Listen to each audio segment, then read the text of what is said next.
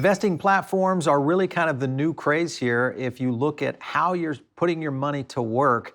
And some of the things we're seeing more and more from our audience is a lot of interest in stock trading. So we thought, hey, let's get a few companies on the show here to kind of dive into it today. My name is Paul Barron. This is TechPath. We're going to jump into it today with M1 Finance and the Chief Marketing Officer over there, Mr. Bob Armour. Great to have you on the show. Hey, Paul. Thanks for having us. Excellent. All right, so M1 Finance, a quick and fast explanation of what the company does. How would you be able to help an investor with their trading needs?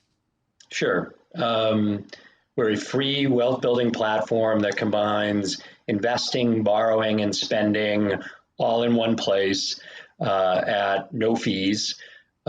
We are built for people with kind of a long-term mindset. So you set a portfolio of stocks and funds that you are convicted in, that you believe in, and then you allocate whatever money you want towards that.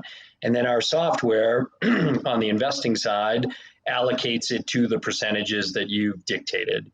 We have about 500,000 investment accounts open. We have just under $4 billion of assets on the platform, and we're growing like crazy. Yeah. I've had a chance to kind of explore around on the platform a little bit, intrigued with some of the features. I love the kind of the pie approach of how stock investing works, and it really helps you as an investor when you're looking to try to study a particular category, because what investors do a lot of times, we talk, for instance, on this show, we talk a lot about EVs, AI, autonomy, things of that nature. So we see a lot of companies or people that really kind of flock to those EV stocks. So kind of interesting that you guys have gone that direction in terms of how a portfolio might come together. Let's talk about regulation or just in general. If I put my money in M1, what is the security do I have with M1? How does that work with you guys in comparison to other platforms? You mean in terms of insurance against it, or just insurance, regular insurance against it, so SIPC, et cetera. Same as all the other platforms that you might put money into, whether it's other fintech platforms or what I would call legacy platforms like Charles Schwab or Vanguard. Yeah. So I'm secured. I've got a chance of, whether it's my, my investment portfolio, I'm looking at it. How hard is it for me to move an investment portfolio from maybe an old legacy brand and I want to jump into M1 as my tool? It takes less than 4 minutes. I mean, you'd go to our site, you'd upload your statement from wherever your portfolio is coming from, and then we handle the rest. It takes about 5 business days for it to all happen. Okay, nice. That's pretty good. Is there any fees related to that for a portfolio swap like that? If I were to say, hey, I want to move everything from TD Ameritrade over here. No, not only there are no fees, we, depending on the amount and the level of the portfolio that's coming over, we actually pay people to do that. So if you have a portfolio of $2 million, we'll pay you $4,000 to do that. And then it kind of ratchets down from there. You go. I like that. Getting paid to invest with M1 Finance. That's paid fun. To invest. Right. So check that out, but it takes literally less than 4 minutes and you get paid to come over. Interesting. Now, of course, we see M1 Finance on all the YouTuber channels. I've chatted with Meet Kevin several times on his Discord groups, and he really pumps M1 a lot. He likes you guys. So when you guys started marketing and going out to the industry, was this a category that you really looked at using influencers to kind of help get the name out there? What was the strategy there? So the company was founded about 5 years ago. The product was launched probably 3 or 4 years ago. It was always started with the approach of starting with a core group of users and then growing from there. So we have a super strong Reddit community of probably 32,000 people, and then then we looked at people that would be influencers, and then we have people like Meet Kevin, who we love, and then there are others as well. And then we've just kind of wrung out, from there. So it was very much inside out. Yeah, interesting. That seems like a very successful model. I've seen a lot of companies have really started to grow exponentially utilizing these, whether it's the influencer network or just in general, some of the algorithms out there in terms of discovery on topics like what we're talking about here today. So kudos to what you guys are doing there. Here's something that when I look at companies like yourself, I always wonder, how do you guys make money? If it's free trades, you've got all of this, it's kind of like Robinhood. I'm always kind of curious, what is the platform and how are they making money on being able to sustain and be able to do this? So how do you guys do it? So what I would, the simplistic way to describe it is what I would call behind the curtain kind of monetization. So payment for order flow is one way that we get paid, which is essentially bringing our trades to market makers who make those trades on our behalf and then pay us for that. I know that that's gotten kind of like some negative press in the way. I think that's a little overblown in the sense that that's a regular practice that goes on. And I think the focus should be more on, what are you incenting from your users to drive that revenue, whether is that good for the users long term or maybe not so good for the users long term. So that's one way we make money. We have a borrow product, as I mentioned before, which is essentially portfolio line of credit where you can for rates as low as between 2 and 3.5%, borrow against your portfolio, and we collect that interest, and that interest is revenue to us. But when you compare that to other places in the market, where you're up around 5, 6, 7%. So it's a very attractive rate for users. So we make money that way. We have a spend product, which is essentially a digital checking account with a debit card. So when people use that card in merchants, we collect the swipe fees from that. Right. We also lend securities for when people are looking to borrow those securities for short positions. We make money there. We're going to be launching a credit card here in probably 5 or 6 months, and so we'll make money similarly the way other credit card companies do. So, our goal as a company is to enable people to improve their financial wellness. We use automation to squeeze out costs from the product itself. And then we try to drive the fees as low as possible so that people give us as much of their kind of long-term investing wallet share, if you will. And our hope is that the more money we have is the more money we can make, and we can continue to kind of add value to our users through that. So it's very much a squeeze costs out, try to operate very efficiently, and create a very easy to use product that helps users with long-term mindsets achieve their long-term goals. Well, I like, and also I think the vertical nature of the services that you guys are offering is that's going to be brilliant in terms of being able to generate revenue numbers, because those are somewhat unlimited. Because really the key is the lure to M1 is to get your user onto the platform and then go after the vertical, opportunities, whether it's the loan against the portfolio or the credit card or merchants, all those kinds of scenarios there.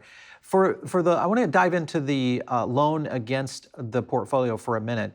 What is the ratio of loan ratio that you keep for a healthy account? Let's just use the number $100,000 in an account, and I want to do a loan against that. Where does M1 kind of put the bar, and where am I at risk on, say, a $100,000 portfolio?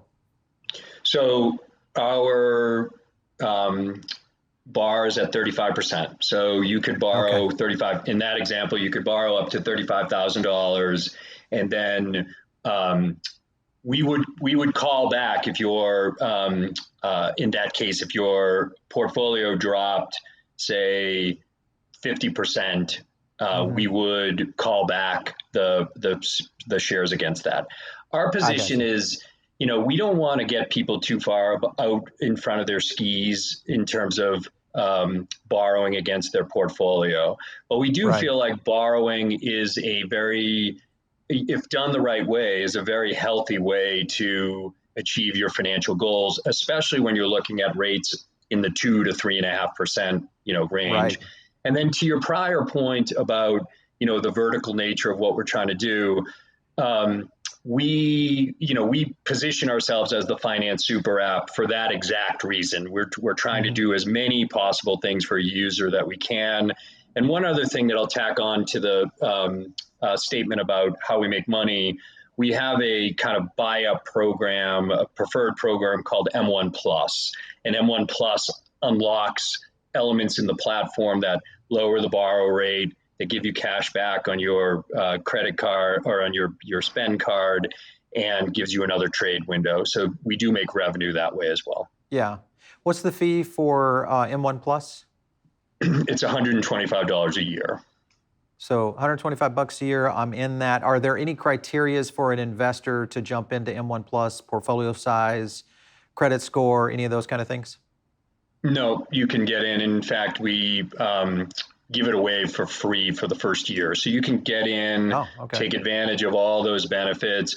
Hopefully, we deliver against the value of that Right. $125 so that it's a no brainer when you come back, in year two and, you've seen interest on your account, you've seen cash back that makes sense, you see a really low borrow rate, you like the invest side of things. On the credit card side, that's going to be only, part of the M1 Plus program. So we're trying to stuff as much value as we can into that so that the $125 is just, a Yeah. no-brainer for someone. How does the spend card work? Because that was something that I just learned about in studying your product line. How does the spend card work versus the credit card that you're coming out with? What's the variations here? So the spend card is a debit card, so it goes against a cash checking account Okay. and functions very much like that. The credit card will be a standalone credit card. It will have an interest rate on it. We don't anticipate that our user base is not someone that like carries balances regularly. So we've got some ideas in terms of incorporating the credit card rewards into the ecosystem that is M1. And Hmm. I don't think I can reveal those just yet, but it will be Okay. very much tied to the long-term investing Ah. nature of what M1 is about. So on the spend card, essentially, if you've got a cash reserve in your trading account, basically that's where the debit card is attaching to for any kind of expenditures, not going into the stocks, obviously, but going into Yeah, I what, if mean, you, let's say you have a $5,000 cash reserve in your trading account. so I mean, the way the product is set up and the back end and kind of inside baseball stuff it's not exactly like that. But it's essentially like that. If you want to earn 1%, which is probably 30 to 40 times better than what like a regular bank would give you, you have your spend account that you can put it into, and then you can sweep it over to the investment side when you Ah, want to either okay. put cash there and invest, or we have automation called smart transfers where you can say, when my spend account gets to a certain level, I want to sweep anything above that over to my invest account. Or you can go the other way and say, anytime my cash is too high on my invest side where I don't make any money, I can automatically sweep that over to my spend side and start Mm. accumulating interest there. So there's automation that's built in that connects all three products so that you can set it up once, forget about it, and then it just goes about operating the way you want to operate your financial life. Right. All right. So let's look at and I just want to talk quickly about cryptocurrency. Not necessarily that you guys offer anything there yet, but are you planning to offer the ability to buy crypto via the M1 platform? So we've had a lot of discussions internally about that. It's not something that we look at it as an asset class that I think is becoming more and more like a part of a smart diversified portfolio. We don't have Right. any plans immediately to let people buy and sell crypto directly, But I think, as we were talking earlier, there's more and more listings. Coinbase happens to be going public today. Yep. And so people can participate in crypto via the stock market. And then in terms of part of our roadmap, I'd say it's on it. It's not immediately there for us now. I think we've got enough kind of things we need to do to make sure that mainstream investors are, like properly handled so that their long-term investment, kind of goals can be met. Yeah. Let's look at, so fintechs moving quickly. We've seen so many different companies really kind of move into the market. We've seen BlockFi come out, a lot of others that are kind of going into this space that kind of compare to an M1. And then you've got Robinhood obviously moving quickly, and they now, of course, are planning their IPO. With all of this happening in this space, and really in the last 3 years, I think fintech really has kind of put itself on the map. With that being the case, what are your expectations as a company to where you potentially see any kind of government regulation or any kind of scenarios that could kind of shift the playing field, because banks have been under these regulatory requirements for decades? Where do you think fintech will fall, and what kind of impact do you think it's going to have on these markets? I think, from my perspective, I think there's been a lot of greenfield that, regulators have encouraged fintech to move into to provide better service for customers. Right. So whether it's free services, which opens up accessibility, much better UI and UX for the newcomers than what the legacy firms have been. So I feel that as long as we are in the same, guardrails that have been set up for everybody, that the innovation that's coming in, the costs that are coming down is enabling all sorts of interesting ways for people to generate wealth. In the case of M1, we're squarely set on enabling people who have a long-term mindset and want to build their wealth in a brick by brick fashion. That's what we're about. We want to kind of help people improve their financial wellness the right way. And I think the academically proven right way is, getting in the market in a diversified portfolio that you believe in, contributing regularly, keeping your costs low, keeping your borrow costs low, and doing that kind of boring kind of like method over and over and over again is the way you get to a place that is really good for your future.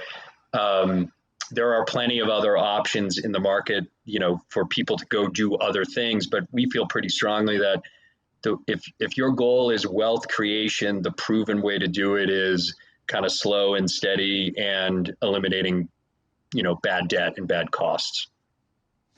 Let's talk quickly about kind of this whole credit card. I know you don't want to talk about what all the benefits are, but with that being, because we've seen several companies have really started to roll into offering credit cards as an option with your finance accounts. That kind of starts, because of the way you guys do business, to put you really square in the line of online banking. Because if you've got a debit card and let's say you just don't write a lot of checks, maybe have you got into where you're doing any kind of bill pay transactions or anything like that, or is it purely just debit card scenarios? So it's just debit card now. The bill pay is literally happening within the next 6 weeks. So we'll be out with that. And it does put us squarely in the banking, category, because we believe that people want really good experiences across all of their needs in one place with a UI and UX that connects them all. So, having everyday needs satisfied through a digital checking account is important. Having midterm needs to go borrow money at low cost is important. And having, the ability to build your wealth over a long period of time is important.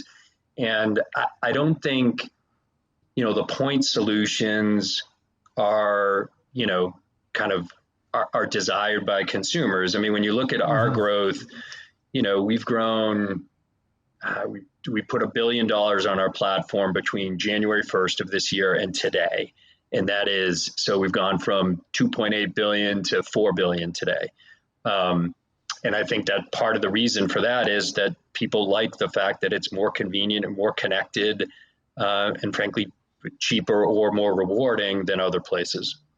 Yeah. Well, I like the flow that you guys are taking in terms of building wealth, because that is something that a lot of, whether you're a new investor or maybe you're, a young individual, or for that matter, maybe you're a seasoned, investor, but you just aren't into day trading.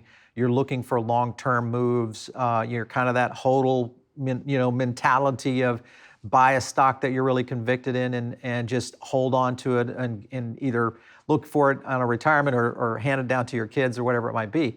So I like that approach, but you're right. Having all those tools in there to be able to replace what could be traditional banking is really going to be key. Obviously, you've already got the loan product in there, the debit card, credit card's coming, bill pay's coming. What other kind of features do you guys see coming down the line that would help investors to help continue to pour in their potential resources into something like what you guys are doing there at M1?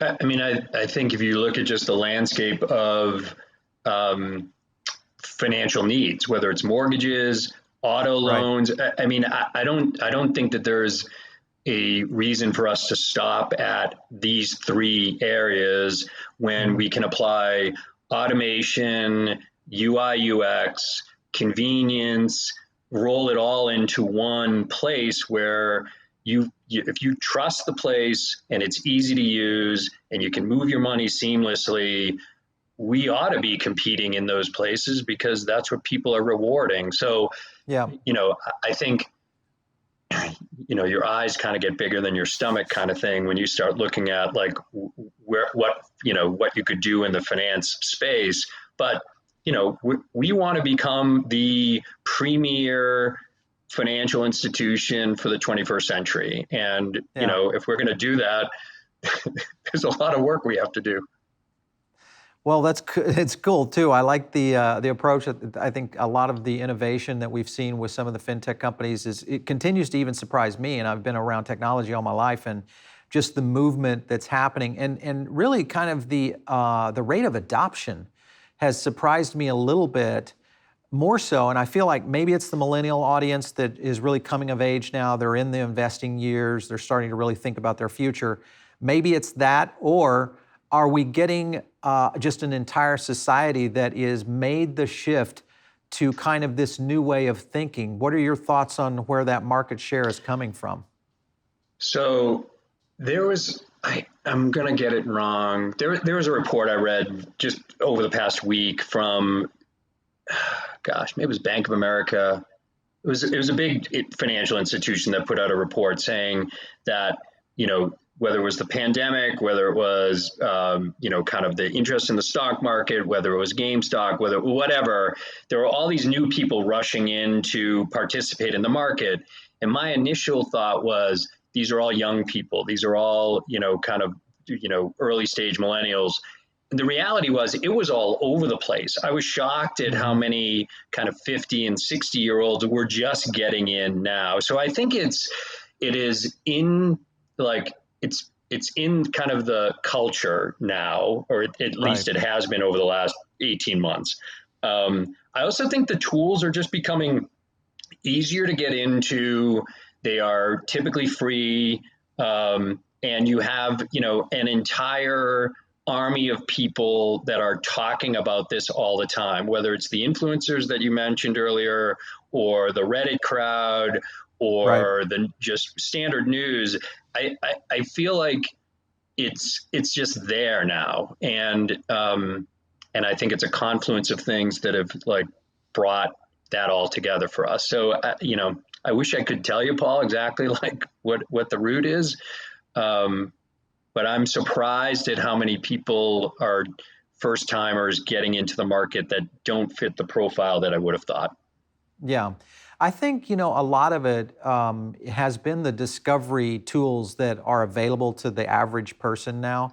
10 years ago, discovery tools like Twitter, YouTube, all of the solutions that you see today that were really just beginning. I mean, if you think about it, Twitter was just a nascent company at that stage, nobody of which used it.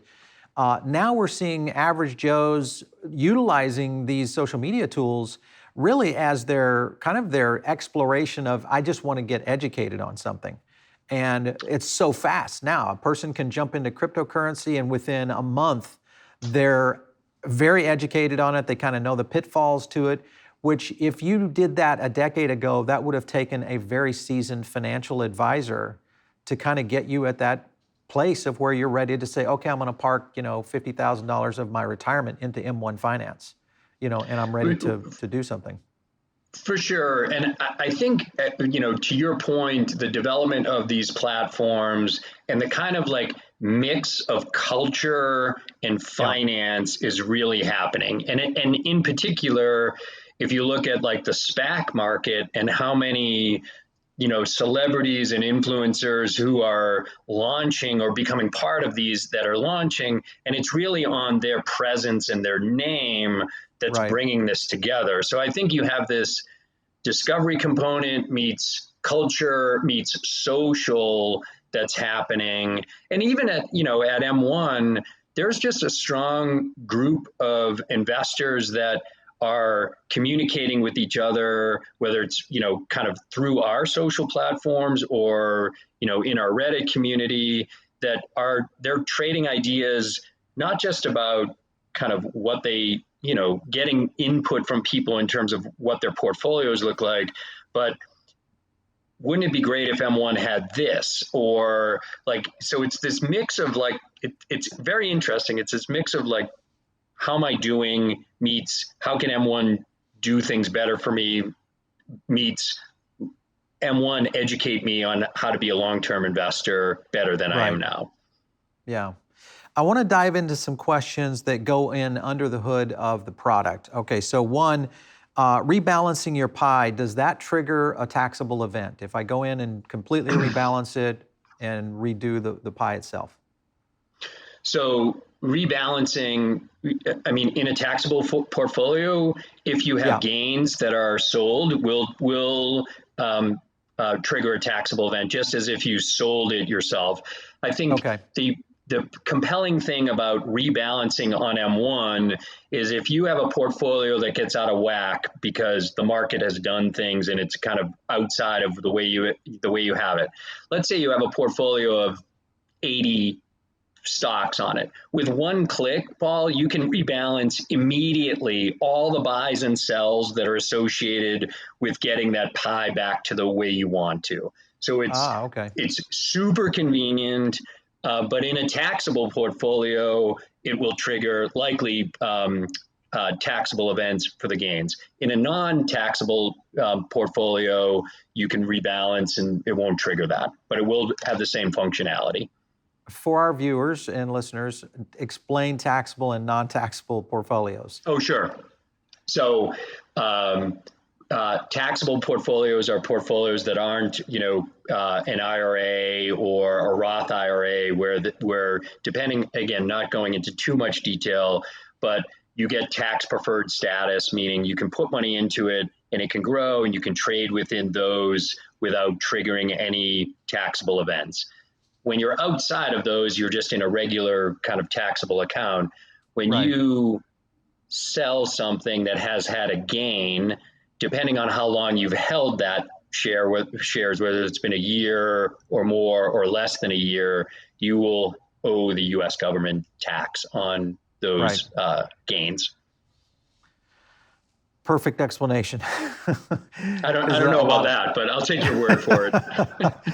All right, so are there any social features that you guys are working on with the tool itself that would kind of help expand it? I mean, you see people, even here on YouTube these days, of kind of putting up pies and kind of promoting it as, a way for new investors to look into markets or study a particular stock or group of stocks that they might want to invest in. What are some social tools, or are you planning any social tools for the product?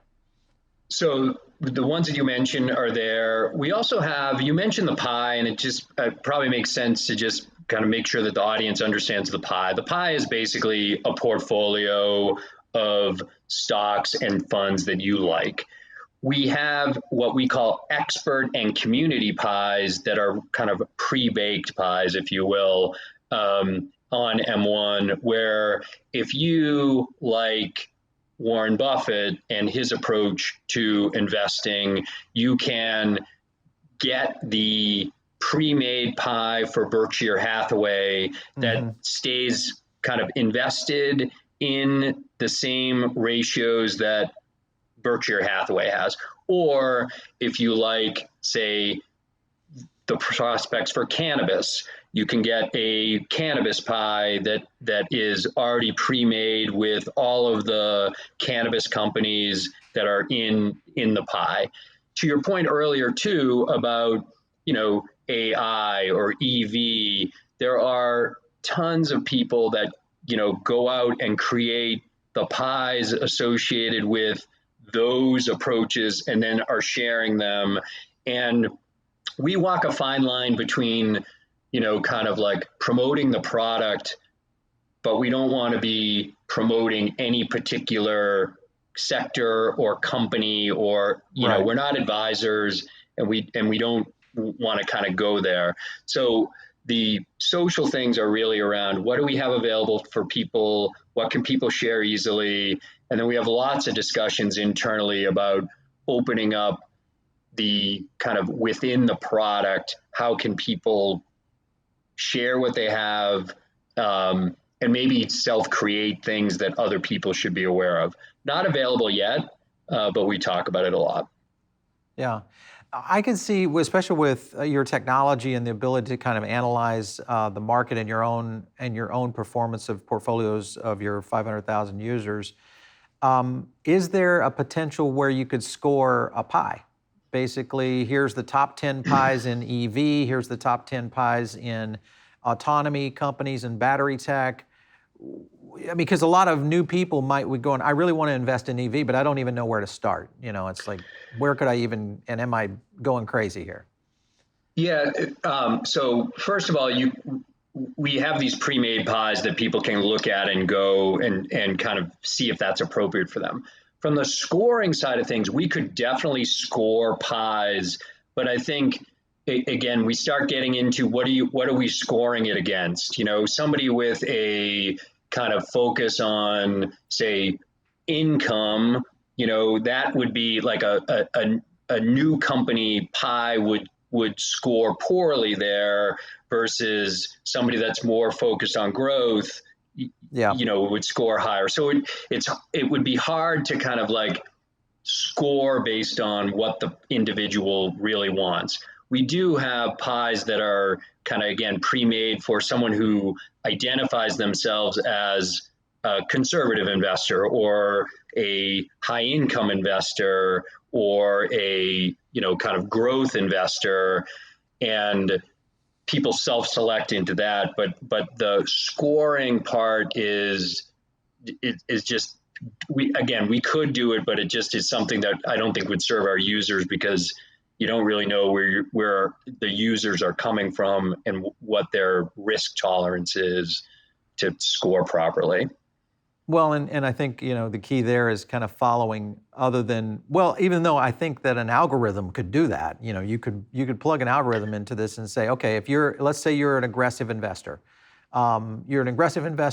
Here's the 3 category sectors that I'm interested in. EV autonomy, I'm interested in cannabis, and I'm interested in fintech. If I go out into those, I've got to go do a whole lot of research. Okay, if I'm investing with a platform like yours. So the first place I'm going to most of the time is YouTube. I'm checking out what me Kevin's doing. I'm checking out what, Robert Kiyosaki's doing, all these different finance guys, okay? And they're pushing off on different kind of topics, but maybe they give you a direction versus an algorithm is going to give you an unbiased opinion straight on performance. I would just feel like that would just be wow, let's do it. It's an interesting concept. I think again, we make it a point to say we give you tools. You're the self-directed investor. We're not your advisor. And so and that's where we kind of differ slightly from like what I would call traditional robo advisors. We're not, Yeah. we make things available. We don't put people into those things because we believe that you should decide and be convicted to what Right. you're getting yourself into. So that's been a conscious decision by us to say like we're going to just be awesome at tool providing for self-directed investors, and if those investors want to go explore other places to find ideas, advice, etc., we're not the place for that. Yeah, no, I completely understand. How have you looked at your own scorecard and said, hey, we've got 500,000 investors here. As a bulk, we're seeing these kinds of success rates of people utilizing our platform, anything like that? So we have that. I mean, we do kind of bundle up what people own, how are things growing over time.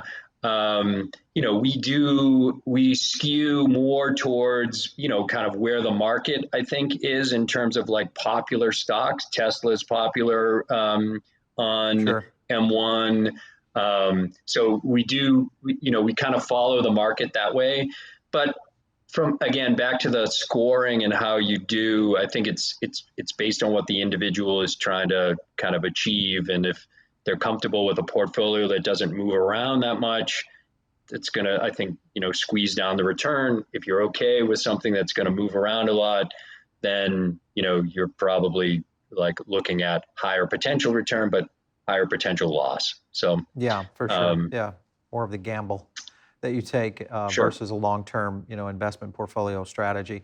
Bob, last question here. When you look at growing the business of M1, you're at 500,000 users. What do you think it's going to take for you guys to really kind of put the pedal down and hit 1 million users and go public? Yeah. I had to throw that one in there. It's IPO day for Coinbase. Come on, man.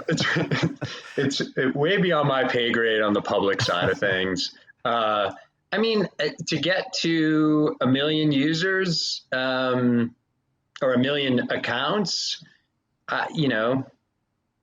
certainly within, at our current rate, certainly within a year, less than that, probably. Okay. So no, I mean, I think it's all that, like, that's doable. Yeah, very cool. Well, you guys if you do that, I think your advisors in the cloud will probably say, okay, now it's time we need to take a hard look at Wall Street now and and put this out there for the rest of the world. Look, I'm just a marketer, Paul. So it's just like I'm focused on making sure customers are getting good value, that they understand what we're about, and they trust us with their money. And if all that other stuff kind of is the outcome from that, awesome. But it's something I spend literally zero time on. Zero time. Sorry about that. No problem. Understand that completely. For those of you that are interested in M1, you can, of course, check them out. Just go to M1. It's just M1finance.com, right? M1finance.com. We just love to have customers, obviously. I'm on Twitter, and to the extent anybody wants to reach out to me with ideas or whatever, feel free. But yeah, we'd love to have people give us a shot, and I think they'll be very happy with what we're about. Yeah, excellent. Thanks again for stopping in on the show today, Bob. Great to have you. Paul, thanks a lot. All right, so all of you checking us out over on the podcast, make sure and give us a rating. That's how we get great feedback from you. If you are checking us out over here on YouTube, make sure and like the video and also share it with someone if you think, hey, maybe you're a new investor, you should maybe watch this and listen to what Bob Armour says from M1 Finance. That's a great way to do it. And of course, you have to subscribe to TechPath and a lot of our other shows that are here on the network on YouTube to make sure you get the latest info and stuff that we're doing here, because we do a lot of executive interviews and we do a lot of market mover analysis, which is kind of the fun thing that we do here on TechPath from time to time. People love those, so make sure and stick around for those as well. If you have an idea for someone on the show, just shoot us an email to producer@revernetworks.com. And if you'd like to hit me up on Twitter, just do so @Paul Barron. We'll catch you next time right here on TechPath.